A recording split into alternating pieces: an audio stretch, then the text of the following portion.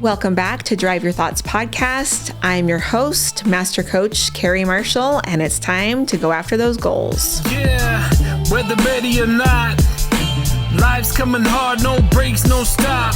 And if you put me on the spot, don't get it twisted, I never drop. If you feel a bit out of control and out the box, here's a way that you could drive your thoughts. Turn this podcast on, it's a lock. Carrie Marshall on the clock. I'm so thrilled for this week's episode. I get to have on the podcast Jocelyn Harward. Now, Jocelyn and I got so excited about talking to one another that we absolutely just jumped right into the conversation, and I never actually introduced her. So please allow me, before we start, to introduce my friend, Jocelyn Harward. Jocelyn is known for building a $100 million company. She has a background in international trade, and now she gets to have the amazing job of helping women in business. She loves and has a passion for helping women become financially fearless. And I have learned so much from her. We first met at a networking event and have just really learned from each other. And so I'm excited for you to hear this conversation today with Jocelyn Harward. I remember I think it was the last time you and I were together, that you said, we were talking about what we wanted, right? We had written it down on a piece of paper at a networking event that we were at. Yeah. And I remember we were going around and I said on mine, I want like a pink Lamborghini. And I remember you were right next to me. You go, okay. And then when we got to yours, you said, I want peace and I want love. Yeah. And I want my children to be safe. Yeah. And, I was like, I kind of looked at you and you looked at me and I was like, I think mine's off. And you said something like, you want what you want, but I'll tell you, from not the pink Lamborghini, but from having all the things, you told me you'll get there. Yeah. And you'll want peace. Yeah. And love. Yeah. And safety. Yeah. Yeah. I mean, there was a point in my life. So this was, a year ago, because it's February, isn't it? So a year ago, I have the Instagram worthy life, right? I have the big house on the hill that's all Italian marble and has all the views, right? We've got the vintage car, we've got the Hummer, we've got that Alpha, we've got the Lamborghinis, the daily drivers are exotics. My kids are being picked up in the Porsche. Like, we had all the things, the houseboat, the parties, the awards, the social media influence. We had all the stuff, and that wasn't it. It still wasn't it. It didn't even matter. It was almost more lonely having all the things and still sitting in the big bedroom being like, wow, I'm still just really lonely here. And what do you think feels so lonely about being in that successful place? Because I do have a lot of clients that feel that way. Yeah. They feel like they throw the big party and a lot of people show up, but they're alone. They feel really lonely at that party. Yeah. I feel like maybe what it is there's this attempt to connect to other people via the stuff and things. And it's really easy, I think, to confuse the dopamine that comes with success and achieving things and buying things and having other people want to be you, and the dopamine that comes from connection and belonging.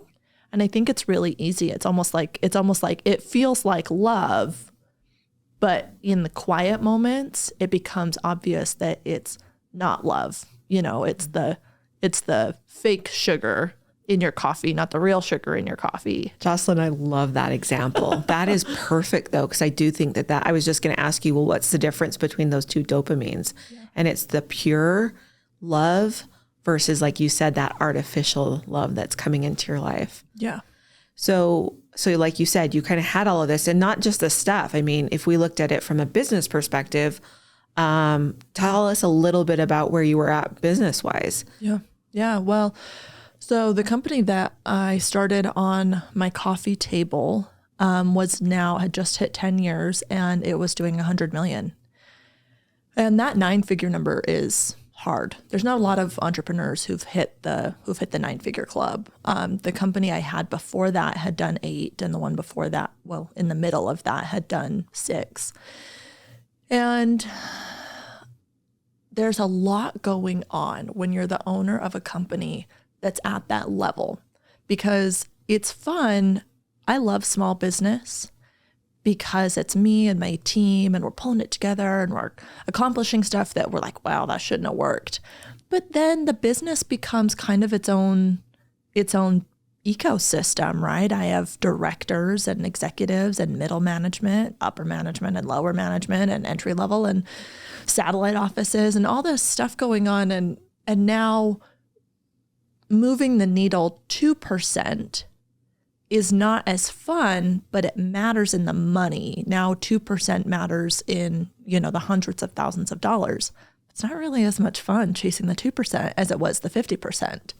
Now it comes down to a lot of the fundamentals and muscle memory, stuff like that. And it's busy, but I think for an entrepreneur, it's maybe less even fulfilling, because we like that. We like that shouldn't have worked feeling, and that like being that little chip on our shoulder of being discounted and disbelieved.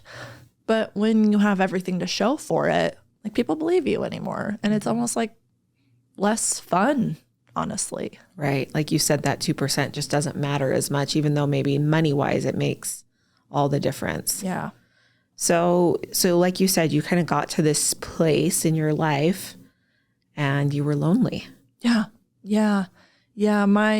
So I was in a 14-year marriage, and we were business partners as well. And we had let that business partnership and that accomplishment of the stuff and things in business, and the smashing really big goal stuff, we had let that become the binding chemical between us, not the dopamine with the serotonin, right? And that matters in a relationship. And the stress that a marriage carries already, combined with the weight of, you stack a business on top of it, you stack hobbies on top of it, you stack the management of the money and the properties and all the stuff on top of it. The weight, we were a very public couple, and so the weight of having everything need to be like, camera ready and camera pretty all the time, like, it was a lot. And it was attempting to fill a void that really just it didn't need more flashiness. It needed more silence. And solitude. It needed a lot more solitude. Yeah, it did. It needed a lot more introspection. And we had gotten into the habit of asking each other, what do you think? What do you think? And not, how do you feel? And so that emotional part of it, that was not there anymore either. Everything, we were really great roommates, and we were really great business partners, and we were really great co-parents. We weren't a great couple, though. And that right there, having the primary pieces of your life be wrapped up in your business, which so many entrepreneurs, we are so guilty of this. We hire our friends and our family, and we're like, man, I just want to hang out with my people. Like, I'm just going to create a business where we just get to be together. It's like, yeah, it's good until it's not, because then everything is tied up around how the company did that quarter. Yeah. And the business. And yeah. There's no identity outside of it. Yeah. And I think a lot of entrepreneurs, when we hit that stage where we've done it, we've arrived, we're like you say, like in our 30s now. And it's like, well, what am I if I'm not the person building this business? And I think that's the loneliness. Well, and like you said, when we've hired our friends and our family and all of this, then we also take on this a big load of, now it's not just my friends, having that relationship of, oh, we're friends, but It's their paychecks and their livelihood. And so it wraps up a lot when we start to see that everything is involved in the business. Yeah. And like you said, our relationship with our spouse then is there stress in the business? Then there's probably stress in the home because we don't have that space. So you kind of start to feel this. What were kind of your signs that maybe you were wanting more and this wasn't working anymore for you?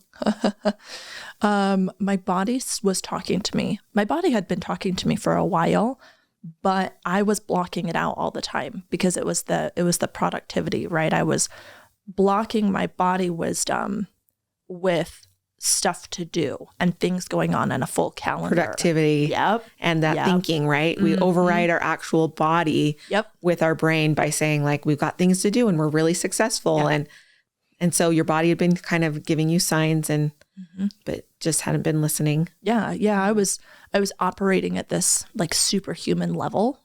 And it wasn't if it came down, it wasn't if I hit the wall at 100 miles an hour, it was when. And my body was, it was all over the place. It was dehydrated and it was sore and I was drinking to come down and I was doing coffee to come up. I literally called it coffee up, wine down. And that was like my methodology. My self-harm from childhood came back with an absolute vengeance. One way to like release the tension all the time, you know. I wasn't sleeping like at all. Nail biting. Just general like unhealthy. You know, when you see someone after they've been through something really hard in their life, you know, the loss of a loved one or some big life transition. I was basically like that, but for like years. And it was pretty funny now running into people post healing my body from that messaging it was giving me. Because they're like, wow, you look so good. And it's like, I'm just actually back to baseline, you know, like my body is just at a more, what's the pH level? Alkaline. Right. level. Well, I remember one of my clients telling me, she said, it's really easy to mask what my body's telling me with done nails. Yep. Fake lashes, my makeup and hair done professionally. Yep. And then she said, and a wardrobe that will dazzle anyone that knows exactly what a wardrobe's supposed to look like at this level. And so she said, it's really easy to hide and mask that. Yeah. 100%. Yeah. And so she said, but then everything comes off and I'm the only one that's left in the mirror. And that's when it gets scary for me. Oof. Man, that's a feeling, isn't it? Right. Everything comes off because it's like armoring up, isn't it? Okay, we're going to muscle through. And that was the thing. Push through, work harder. Nobody cares. Work harder, hustle more, right? Yep. Get the award, right? Because I know that your company won several awards or get the next million or hit the next, big goal. Yep. And it was always about the next thing. It always was. It was because that's the problem is it's never enough, right? And getting quiet, the messages the signs that I had that this was not it was the fear of the quiet, like she's talking about, and my body's messaging to me. It was funny because after basically, so a year ago, basically everything hit the wall. And it was like my body couldn't keep up anymore. My relationships couldn't keep up anymore. Like the things I had been running away from and the black holes I'd been trying to fill, they finally caught up with me. And having to just go inside of myself and be like, okay, what does it feel like to be here? What does my life get to feel like without the stuff and the things? And that was totally part of it, was like this, I don't even know what my real hair looks like. And being like, okay, so no hair color. I don't even know what my eyelashes look like because I've had these fake lashes all the time. Okay, none of those. And having to take that piece by piece by piece, right? and say, so what does my life, not what do I think my life should look like, what do I want my life to feel like? What did that feel like in that very first moment that you actually decided to allow yourself to listen to your body and feel it? It was scary. It was scary to the point that I was having panic attacks because the anxiety would just force me out of my body. It was funny, actually. My therapist, she's the one that told me, she said, your brain can't tell the difference between physical pain and emotional pain. Your brain thinks it's the same thing. And so my brain kept trying to leave my body because it was in pain, because it was so painful to just be quiet and alone and have to really look at myself without all the armor up and all the things to do. And and it also was a relief. It was a big relief because it was also like, wow, I don't have anywhere to be. I don't have anyone to please. I don't have to show up for anything or anyone or there's no cameras on, there's no anything. And so it was also a massive relief to just finally get to set everything down as well. And it's like, you wish, or I wish, everybody could understand what it feels like to be on the other side of that. But man, I really don't wish the process of going through that on anybody, because it's really hard and it's very scary. And that's really where I think probably people find themselves. They come back with the thing that they actually wanted, that they were looking for in an unhealthy way before. Because the things I loved about the big house and the business and this, all of the toys and everything was that it gave me a place to gather the people I loved. Right. Like that was the purpose. The toys were fun because I got to go out with my friends and we would go to the sand dunes, and that was a blast. And we would go to the houseboat in Lake Powell, and we'd get to hang out for a week with no cell phone service. Like, that's why I liked it. Yeah. Going into the business, I got to every day hang out with people that were, my friends. They were my community. So really that's what it was about. And I think everybody has to figure out why, what emotion am I trying to attain with this company as the founder and builder of this company? And mine was belonging. Mine was community. And I know that a lot of people will maybe feel that way, like you said, like 100 miles an hour, I'm going to hit the wall. But I know that a lot of people pull back because they're afraid of being alone, of seeing what they're really made of. What do you think helped you to just say, I'm going to do this process? Because I know that the process wasn't a weekend. Oh my gosh. Yeah, no. So how did you stay courageous through that in order to find who you were on the other side and not just go back the other way?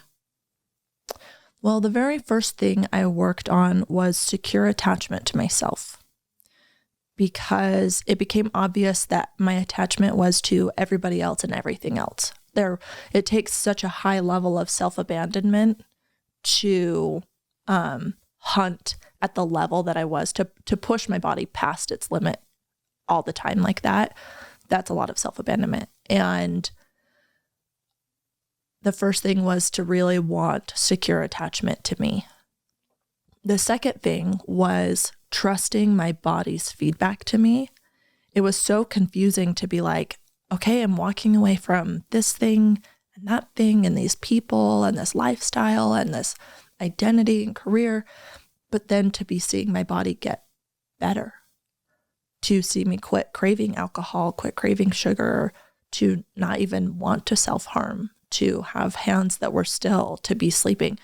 I was sleeping 8 hours a night, like repeated nights in a row. I don't even remember when I did that before. Yeah, that was huge. That's a huge one. Like maybe high school was the last time I had multiple nights in a row of 8 hours of sleep. Like, it was all of these signals from my body that this was physically healthier for me, and really trusting that that body wisdom coming in right there and it telling me like, this is good, keep going, keep going.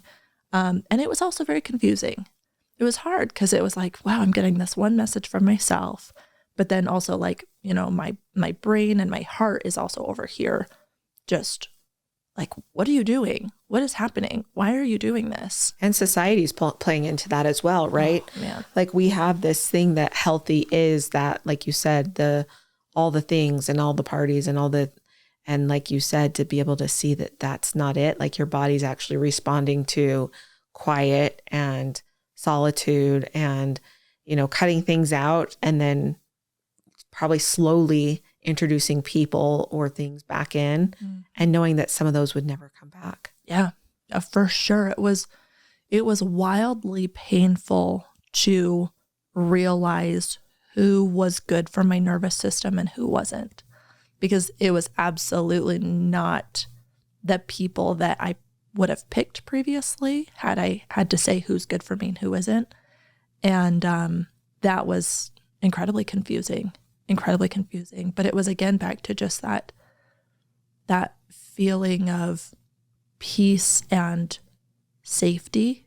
Like safety became such a big word because it feels so unsafe to have everything that you've known for so long, for all your life, all start to fall away. Like it's just, you feel wildly unsafe all the time. Mm-hmm. And it was like, okay, do I feel safe in this relationship? Yep. Okay, they get to stay. Do I feel safe? I don't know. Then that's a no. Mm-hmm. I don't know is a no. I love that you say that. I don't know is a no.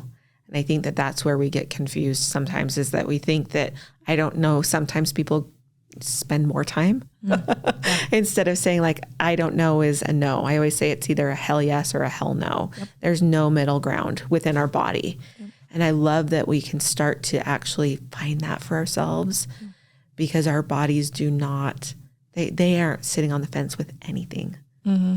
But we can override it, and we can go head on into things and people and relationships that aren't healthy for us. Yeah, for sure. Well, and also a big trap that entrepreneurs I think get stuck in is we say, I'm doing this for my people. Oh, and that's it's big. Ooh, that's a really rough lie to look at, because it's like, really? Because is that what your people want from you?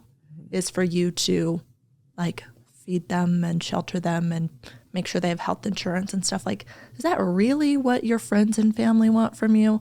Or is that what your employees want from you? Mm-hmm. And making sure that you understand that they're not the same thing. Well, and as moms, I think that that's a big one. You know, I noticed a couple of years ago really pushing after a money goal, and then noticing that I was abandoning some of the things that meant the most to my kids. Oh, yeah. You know, like spending time with bedtime and being able to read to them, like those types of things that I was like, and when we hit this, then, and I remember my daughter saying one night, like, I don't know if it's worth waiting for that in order to get this. And she said, I just want you to read. And that like broke my heart, you know, that I was like, wow, I justified it by saying, well, then you'll get the fun mom and this. And basically when I walked away from that interaction with her, I said, the interaction that she wants and craves and desires costs nothing. Yeah. We could live anywhere. Mm-hmm. We could live in a tent and we could still have an interaction where we would be able to snuggle and read a book. Yeah. Yeah. Aren't kids the best for that? They are so good. Such good insights, because I think that they haven't been taught most of the time. You know, a lot of kids have a lot of trauma, but they haven't been taught how to go against what feels good. Yep. And so that was like the most pure, like, I don't know why you're doing that, because all I want is for you to lay here and read with me. So yeah, I went through a process of finding my value system. There's actually a test that my therapist had me do, my psychologist, and it's actually on psychology.com. I'm pretty sure psychologytoday.com, whatever that website is. And it's a value systems test. And once I did that value systems test and really was like, oh, this isn't, because it's not the same as like people do personality tests and they know their color and they know their, all these things. It's like, no. Like this is hitting at the core of why you do the things you do from an emotional level. And looking at that and looking at everything in my life through the lens of, do I value this? That made it easier for things to fall off the list and for things to be brought onto it. And one of the things that really hit home for me was I wanted to be emotionally attuned to my children. And I couldn't do that when I was always in a triggered, anxious state, when I had a nervous system that was always looking for an escape or needed something to bring it down or up. And I couldn't be emotionally attuned to my children while I was constantly somewhere else, basically, right? And that became a big thing, was just this being attuned to me, being attuned to the kids. And it's funny because here I had provided this lifestyle for my children, right? They had a house that they would roller skate in. We had slides down the stairs. Like we had everything that as an adult, when you look at childhood, you're like, oh my gosh, this is going to be so cool for them. This is so cool for them. But it comes at such a cost that really when the kids and I left this, I called it the ice palace, because it was so much, like mirror and marble and glass and stuff. When we left this ice palace and moved into the home we're in now, it's cozy. And that's how it feels. It feels cozy. And they have just as much fun there, if not more, because they're forced to turn to their imagination and to each other for entertainment and not stuff, right? Yeah, stuff that's always available. Yeah. Yeah, I had a lady once, this was early on in my career, and she was coming up on being worth $1 billion. She had this, tons of property in out in the southern part of the county, and she had all the things. She had the basketball court and the pool and the indoor like go-kart track and the bowling alley. Like she had everything. And I remember her turning to me. This was when I was doing international trade. And I remember her turning to me and saying, Joss, when you buy a house, just buy a house. She's like, don't buy the other stuff, because your kids are still going to want to go to the pool with their friends, even though you have a pool. They still want to go to the skating rink with their friends, even though they could skate in your house or in your yard. And that came back to me after the fact, right? When I was quiet, and it was like, oh my gosh, that's so true, because kids don't care. They don't care. They just want to hang out with the people that they love. Well, they want to be in an environment that they feel safe and loved. Yeah. And that's what I've noticed with having teenagers now, is it doesn't matter what house they're at. It's how do they feel when they walk in the door? Yeah. And it doesn't matter whose house they're at.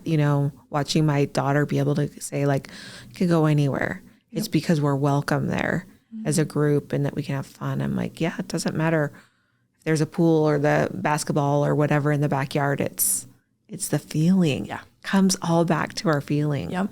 Yeah. Yeah. And I think that that's probably the hack really for entrepreneurs is how do you feel?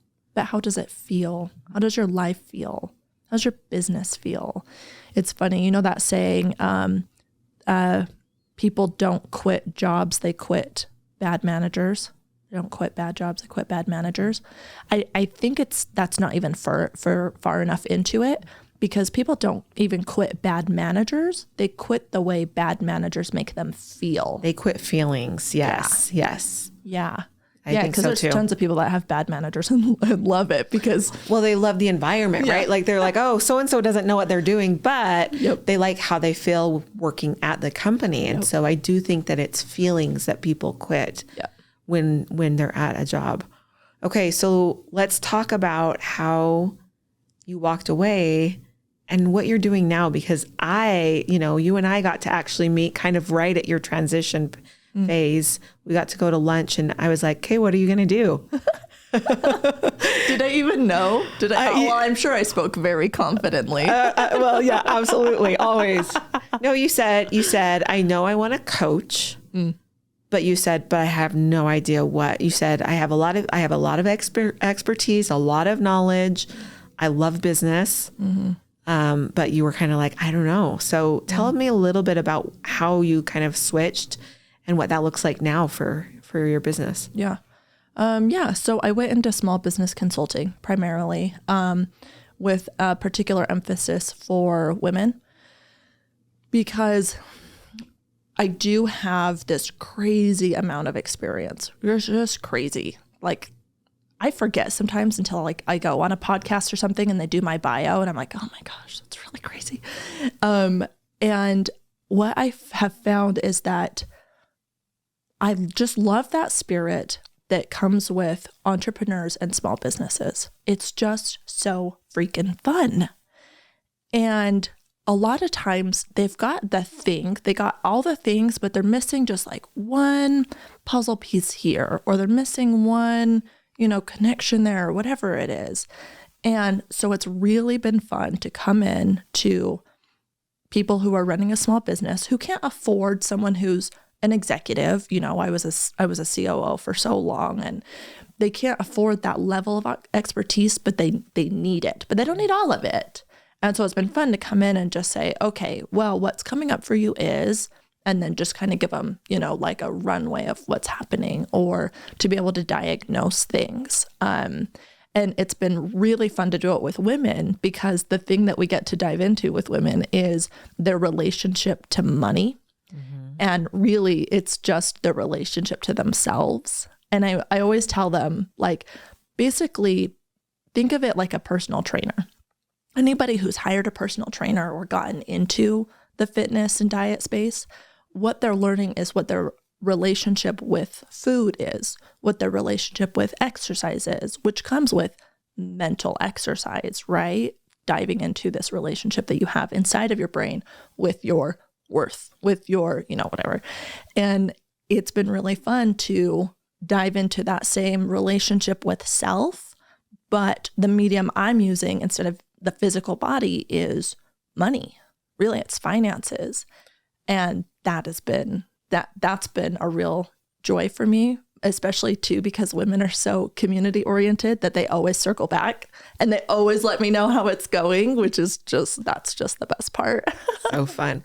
Okay, let's talk a little bit about women and money, because I do have a lot of women that listen to the podcast. Why do you think that women struggle with money so much? Ooh, okay. So I have this talk, I have this keynote speech that I give, and the title is called Not Your Daddy's Company. And basically it talks about the generational conditioning we have received via the men in our lives, and women, but really it hits on this male messaging of needing to be more masculine to be successful with money or in business, right? Like how many women have been given this advice to minimize their family and their family, like I'm having a family photo in their office, or telling people that they have to miss stuff because they have kid obligations or whatever. And it's like this, there's this messaging that you need to man up to make money, which I think is a horrible message. I mean, it's completely counterproductive if you zoom out. And so what I like with women is actually to flip that narrative and say, okay, let's actually talk about the strengths that you have because of your womanness, because of your femininity. Mm-hmm. Like, what are the things that you are actively good at when you are in that space of woman? Because, there's a dynamic between this masculine and feminine thing. And it's a topic that a lot of people are hitting on right now.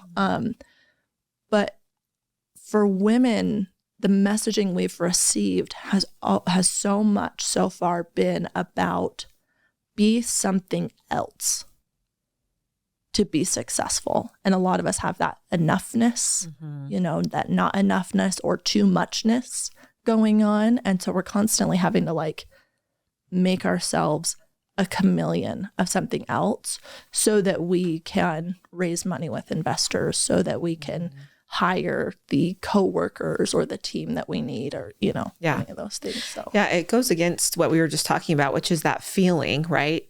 So as women in business, we're told that we have to be different, go against our intuition and go against those feelings that we're having, like you said, in order to be successful.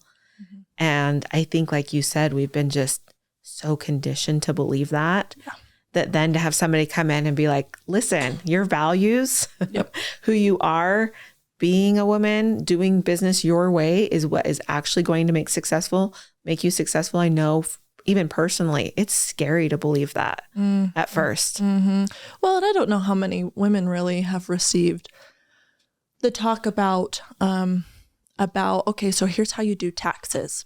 And here's how you read a bank statement, and here's how you look at assets and appreciation and depreciation, and like those aren't really things that are discussed amongst women, to women, by women. And luckily, I had the type of father who was very that way. I mean, he was an entrepreneur himself, so he just, you know, packed me along, and that was the plan. But a lot of women, they don't get that. I forget that because I have a mom that is, we call her Money Penny, but my dad was a dentist. So he was, you know, doing the actual dental work, but my mom's an entrepreneur. And my mom would sit down with my sister and I, and we had 2 brothers, but she would take us every month and we would have business discussions, and we would talk about money, and she would talk about, you know, investing. And so I forget that women aren't raised like that, because that's how I was raised, with a very, very financially strong woman. And I just always think, wow, I need to make sure that that's the type of stuff that we're letting women know, you know? I had one woman come to me and say, like, just sobbing in a coaching session, and say, I don't know the difference between gross and net. And people keep asking me, and I feel so embarrassed because I have to look it up on my phone. And I said, why is that a problem? And she was like, it's embarrassing. I make money. I'm a business owner, other business, you know, all the things that we tell ourselves, like you said, that as women, we're just not. It's like, you've never been told this. Why is that a problem? But we make it mean so much about us, and that it should be something that we should hide instead of having conversations about it and being like, let's figure it out. Let's learn. Let's, you know. Well, and also, like, let's be clear. If you run a household, you run a business. Yes. Period. 100%. I will die on that hill. Yes. A household has all the same things. You have clients. I mean, have you ever had a screaming child that you're like, you're right, because I will do anything to get this to come down. You have supply and demand. You have marketing. You have you have overhead. You have all the things that a business has. Even just running a household. And it drives me absolutely crazy when I'm talking to a woman and she's like, I don't know, I've just been a stay-at-home mom for so many years. And I'm like, oh, honey, let's talk about how you've already been a business owner for so many years then. We really need to make like an infographic about, like, here's how the stay-at-home mom, like, here's everything that you've done, here's your business, and then let's do the connect the dots where we have the string. Because it really does, it translates so beautifully. I have a friend that's a stay-at-home mom, homeschooler, started a business, and she said, you know, I just don't think I can do this. And I was like, oh, you've been doing it for years. And then she started, and she's like super successful. She's like, I've been doing it for years. Well, and if you look at the statistics of women in business, so there's a study by BCG that shows that women who are founders or co-founders of a startup, on average, over the first 5 years, they make 10% more than companies that are founded solely by men. And it's like, well, there you go. Like 10% more revenue over a 5-year span, that's meaningful in startup, meaningful. And all it takes is just having a woman co-founder. Like, yeah, done. Yeah. Yeah. So you love talking about this money aspect. What do you think is the most surprising thing that women find when they're coaching with you, when they start to kind of do this money work? How much of the projects they have taken on are not actually even projects they like. Because you know that saying, if you want something done, hand it to a busy woman. Well, usually clients that start with me, and usually they have several, businesses that they're doing or involved in or whatever. And it's always funny when I say, okay, so which one do you want to do the most? And they're like, well, this one makes the most money and this one, and it's like, no, that's not my question. Which one do you want to do the most? And usually what's going on is there's this misalignment of value system versus should be, and would be. And it transitions a lot into a scarcity mindset of like, well, I need to do this because I don't think I'll get this opportunity again. And it's like, ooh, let's kill that one right away, because yes, you will. If you want that opportunity again, you will have it again. But doing it just because you might not have it again, that's never going to work. They say, what's that saying? It'll take twice as long to do something that you don't want to do. Yes.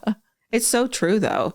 And like you said, timing is everything. Yeah. I think that I know I've taken that on of like, oh, but this might be the only chance. Yeah.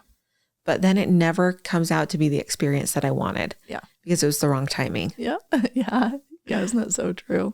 Yeah. That's the most surprising thing, I think, is they come to me and they're like, okay, I got this going on and that going on and that. And they think I'm going to tell them, okay, you need to delegate and all this advice that they get all the time on the internet. And I'm like, no, we're actually just going to pick the ones that are going to give you more fuel for you to be the powerhouse behind these projects and behind your business, and get rid of the things that are just draining energy from you, regardless of their income or their That's a hard one. It is. It's really hard. Really hard, especially when I know personal, but I know that when you've got so much validation from work, to, like you said, be able to like say, well, which one do I like and which one's the most, it's so hard to be, which one do I like?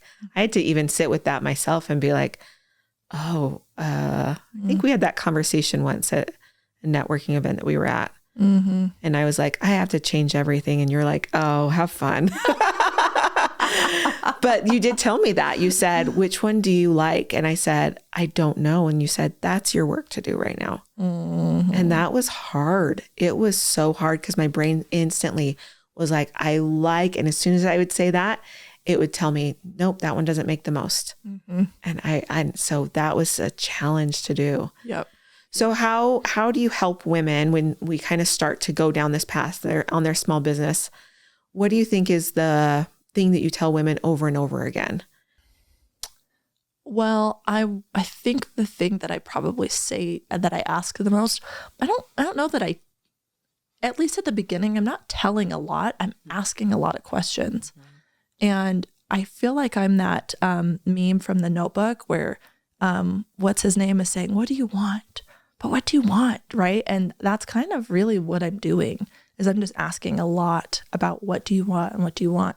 And that's a funny thing too, because women were not very good at asking, what do I want, regardless of how it affects other people, right? Because we'll ask, what do I want? But then we'll wrap up everybody else's wants in our want, because we do want the happiness of the people around us, right? Yes. We do want the safety and security and everything of our children and but it's like, okay, but regardless of how it may or may not affect anybody else, and we're going to let go of how it will, because you don't actually know, you don't get to make that decision for them.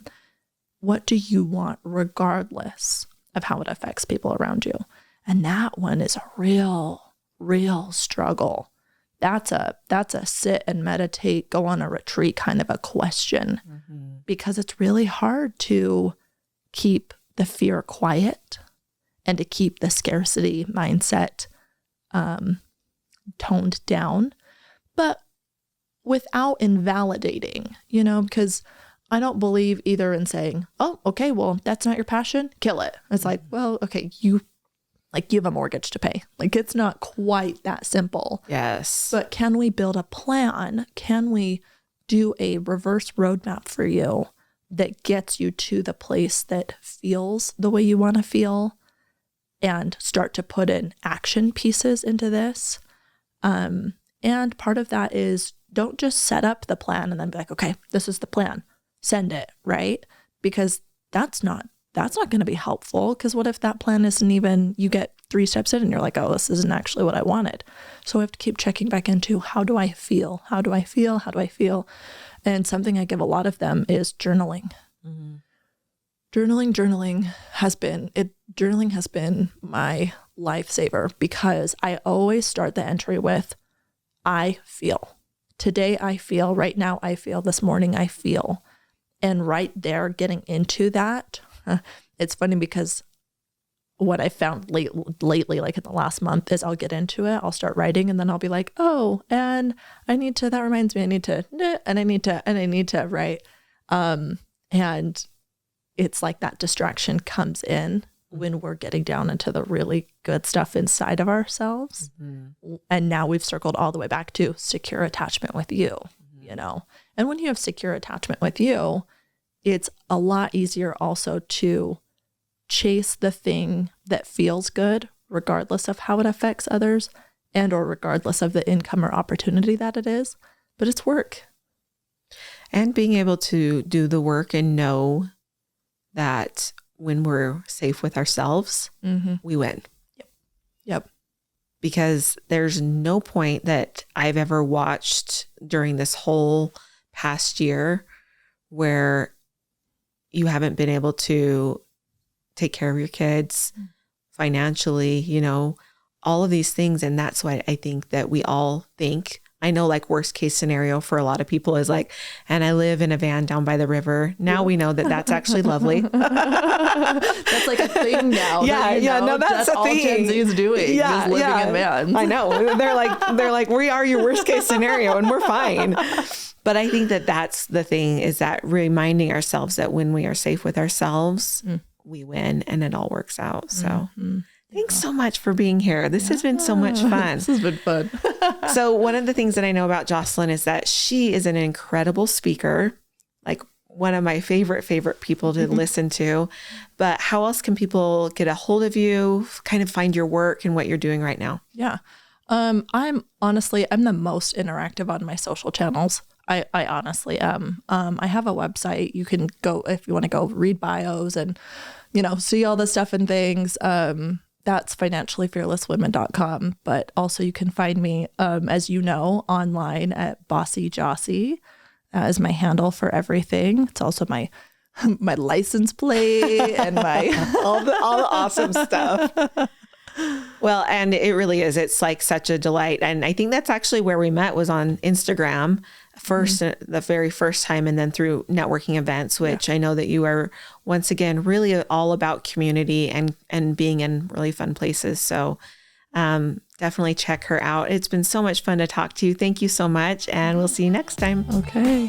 Thanks for listening to this podcast episode. If you're ready to get in the driver's seat of your own life, you can come and follow me at Drive Your Thoughts Coaching on Instagram, or come and see more ways to work with me at driveyourthoughts.com. Yeah, whether ready or not, life's coming hard, no breaks, no stop.